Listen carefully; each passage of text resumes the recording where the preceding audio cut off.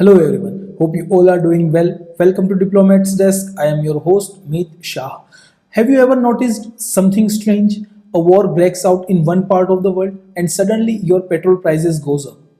And food becomes more expensive, stock markets crash and leaders starts giving strong statements on TV. How does that even happen? And more importantly, how do diplomats and geopolitical analysts see these chain reactions coming before most of us even realize what is going on? Today, we are going to break this down step by step, calmly, analytically, and without bias. By the end of this video, you will see the world like a geopolitical analyst, not as a random chaos, but as a series of connected moves on a very real global chessboard. Let's start with the myth.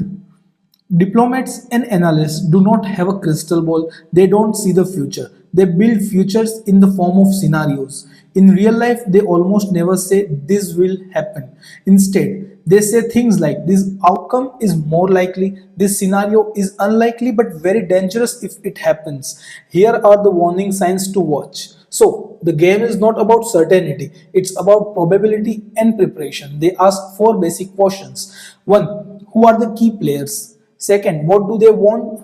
Third, what are their limits and red lines? And fourth, what tools can they use? Military, economic, diplomatic, and technological. Once you know this, you stop seeing event as random headlines and start seeing them as moves driven by interests. Now, let's look at their main weapon, scenario planning. Imagine there is a major crisis, say a war, a coup, or a big sanctions package. Analysts sit down and ask, Step 1, what are the driving forces? Military strength and morale, economic power and vulnerabilities, alliances and rivalries, public opinion at home, international pressure.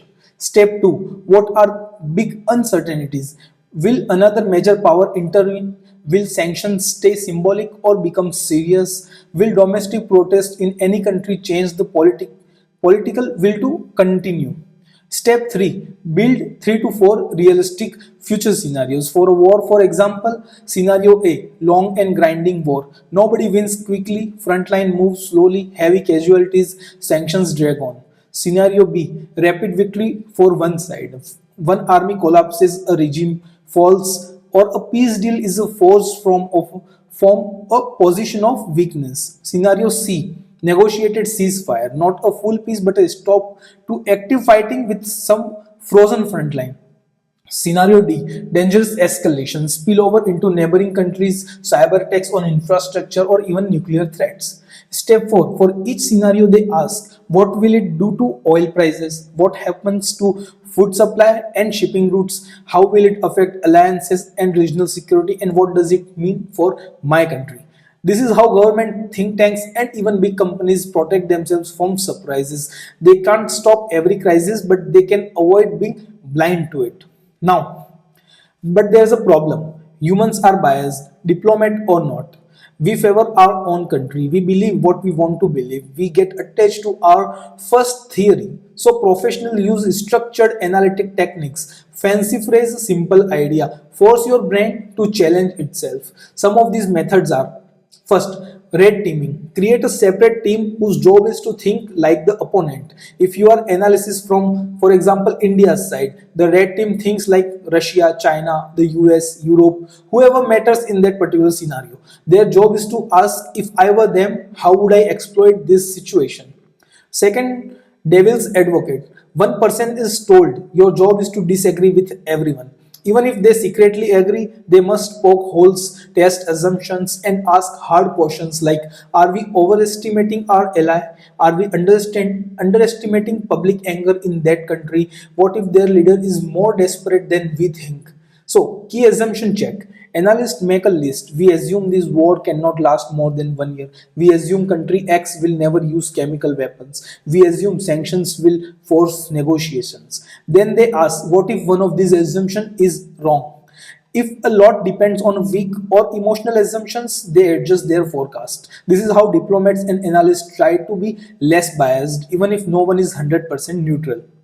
Now, the technology behind modern geopolitics. Now, let's add the technology part. Today's geopolitical forecasting is a mix of OSINT, open source intelligence, AI and big data, traditional intelligence, human judgment. Let's talk first about the open source intelligence. OSINT is simply intelligence gathered from publicly available sources that includes satellite images of air bases, ports, borders, social media videos from civilians and soldiers, news articles, NGO reports, government statements, ship tracking and flight tracking data, trade and custom data. For example, a sudden increase in flights to a border region, unusual movements of oil tankers avoiding certain ports, a spike in social media posts about any protest or shortages, all of these are signals. OSINT has become so powerful that sometimes online communities spot troop movements or missile launches faster than traditional agencies. Now, AI and big data. AI is used for the things like scanning thousands of news articles per day, detecting patterns in economic data, tracking sentiments on social media, flagging unusual activity like sudden drop in exports or new trade routes. But here's the key. AI gives signals, not decisions. A human analyst must still ask, is this noise or is it meaningful? Does this fit into our scenario models? Does this change the probability of one outcome? Let's take one case study, how the Russia-Ukraine war shook the world. Now let's take the example of Russia-Ukraine war. Forget the politics for a moment. Let's look at the like geopolitician. Step 1, identify global choke points. Russia and Ukraine together are major exporters of wheat, maize and sunflower oil, critical players in fertilizers and energy, strategically located around the Black Sea, a key route for grain exports. So any conflict there will hit food prices and food prices worldwide, energy markets and shipping and insurance costs. That's not emotion, that's simply supply and demand. Step 2, watch transmission channels. The effect spread through three main channels. Energy. Russia is a huge oil and gas supplier. When supplies fall or become uncertain, prices rise globally. Countries dependent on imported fuel like many in Europe and Asia feel instant pain. Second, food and fertilizers. If Ukrainian ports are blocked, grain doesn't move. If fertilizers become expensive next year, crops suffer. Poor countries with little buffer face shortages and political instability. Third, finance and sanctions. Western sanctions isolate Russian banks and industries. Companies and countries hesitate. Do we keep trading with Russia or or do we avoid violating sanctions? Global payment systems get weaponized. Analysts model all of this. What happened to inflation in different regions? Who benefits from rising oil prices? Who suffers from wheat shortages, etc., etc. Now, let's put India in the spotlight. When the Russia-Ukraine war escalated, India had to balance energy security, strategic partnerships, public opinion, and domestic inflation. Its image as a responsible global player. Now, India began importing discounted Russian crude oil on a much larger scale. Benefit, cheaper oil helped control inflation. It reduced pressure on Indian economy at a time when many countries were struggling with fuel prices. India could refine that crude and even export some products, turning a crisis into a relative advantage. Now the risk, but nothing is free in geopolitics. As we know, the US and EU were uncomfortable with large-scale energy flows from Russia. Future sanctions could target shipping, insurance, or banking channels used for this trade. India wants deeper tech, defense, and economic ties with Western countries as well. So analysts see India's strategy as a multi-alignment, not neutral in a passive sense, but we will engage with all major powers, protect our interests, and avoid being locked into any single camp.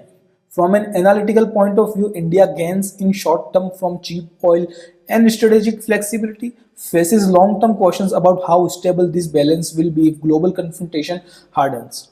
Again, this is not about saying India is right or India is wrong, it's about seeing the trade offs clearly.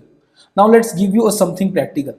Next time you hear about a war, a coup, or major diplomatic clash, don't get lost into noise. Use this simple 5 question framework. First question, who are the main players? List them: countries, alliances, powerful non state actors. Now, question 2, what does each player want? Security, resources, prestige, regime survival, influence over neighbors. Question 3, what are their red lines? What would force them to respond? Troops near their borders, attacks on their allies, loss of key sea lanes, domestic threats to their power.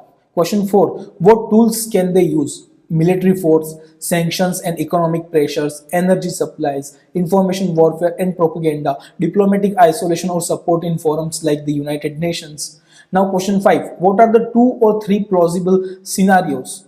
Don't ask what will happen. Ask what are the most likely future events. What is low probability but very dangerous scenarios? What signs should I watch for? You are now thinking like a geopolitical analyst. So let's recap. Bringing it all together, diplomat and analyst don't predict one future. They map several possibilities and several possible futures and estimate their probabilities. They use scenario planning and structured technique to fight bias. They rely on mix of OSINT, AI, traditional intelligence, and human judgment.